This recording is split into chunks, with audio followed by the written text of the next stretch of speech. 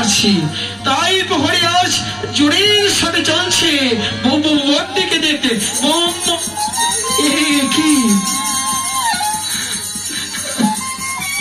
মহারাজ, মহারাজ আসুন মহারাজ, আজ আনন্দের সংবাদ। দৈবকীর কারাগারে অষ্টম গর্ভের সন্তান ভূমিষ্ঠ হয়েছে। কি বললে? আজ সত্যি আনন্দে, আজ আনন্দে আনন্দে আমার মহল ভরিয়ে দিব। দৈবকীর অষ্টম গর্ভের সন্তান ভূমিষ্ঠ হয়েছে।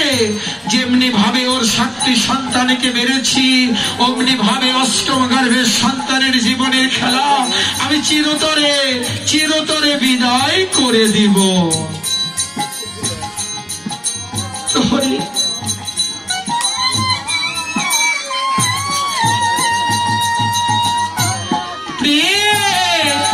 ওই দেখো প্রিয়ে, জাল্লাদ কারাগারে এসেছে।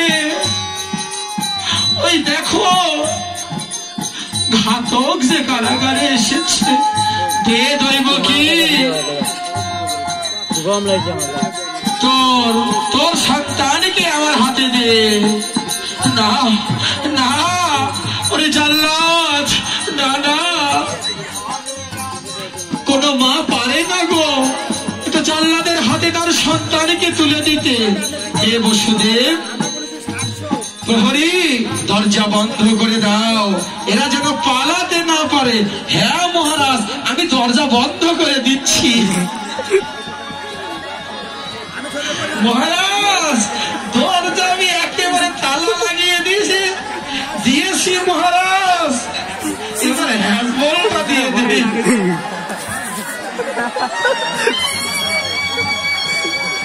মহারাজ একেবারে দরজা বন্ধ।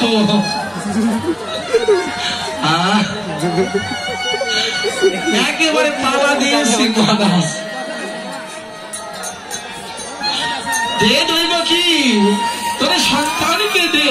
না না আমি দিব না দাদা, আমি দিতে পারি না। দাদা দিবি না?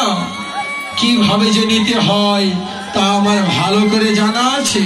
চড়াই বসুদেব,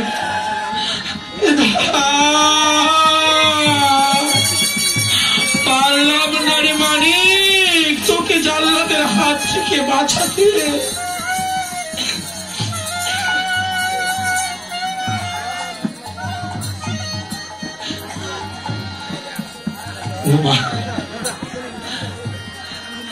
মহারাজের শত্রুকে বাঁচাতে চাই মহারাজ। হ্যাঁ মার দরদ নেই, মাসি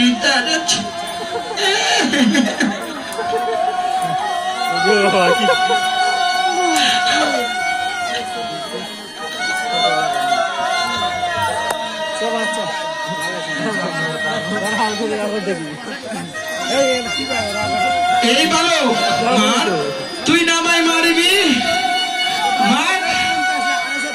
এই প্রহরী দরজা খুলে এদেরকে বের করে দাও।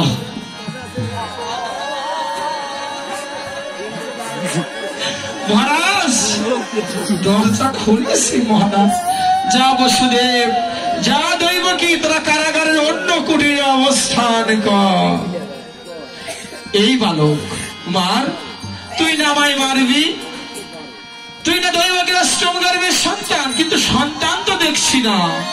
তুই তো একটু কন্যা, তুই তো একটু কন্যা সন্তান। মহারাজ শত্রু ছোট হোক আর বড় হোক, শত্রু শত্রুই মহারাজ, সে নারী হোক আর পুরুষ হোক।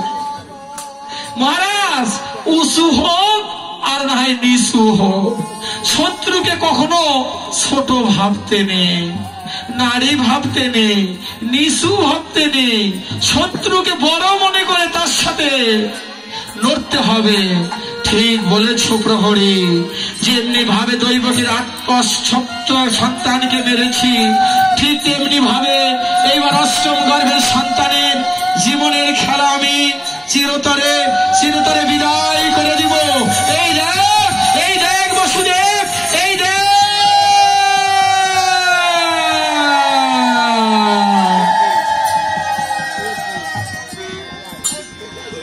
কোথায় কোথায় গেল সে সন্তান এত জোরে?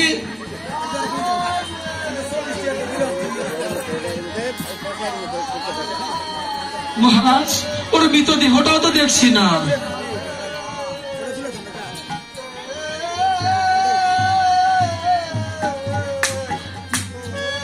প্রহরী শোনো শোনো, আমি ওকে এত জোরে নিক্ষেপ করেছি।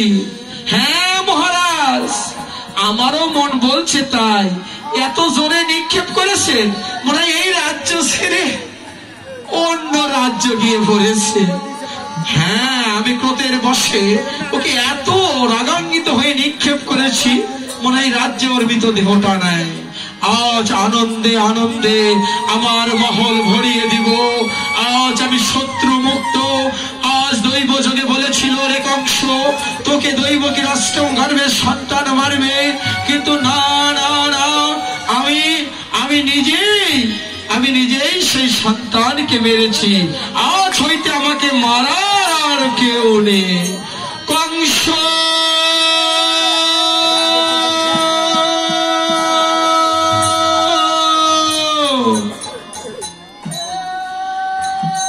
কংস তোমাকে মারিবে যে গোকুলে না আসিছে, তোমাকে যে মারিবে সেই নন্দ রাজার মহলে প্রতিপালন হচ্ছে। তুমি মৃত্যুর জন্য প্রস্তুত হও। না, কোথাকার কার কণ্ঠস্বর বাণী আমাকে কে যেন দৈব যোগে বলল, ওরে কংস আমাকে যে মারিবে সে গোকুলে নাচছে। মানি না জ্যোতিষীর বাক্য, মানি না বিধির বিধান, মানি না দৈব বাণী। এই কে আছিস, জ্যোতিষী ঠাকুরকে পাঠিয়ে দে।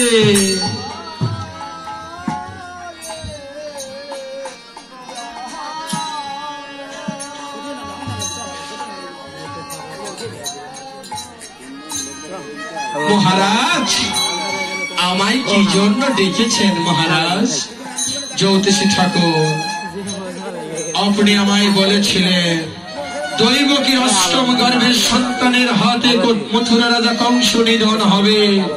তা হয়নি, কারণ দৈবকীর অষ্টম গর্ভের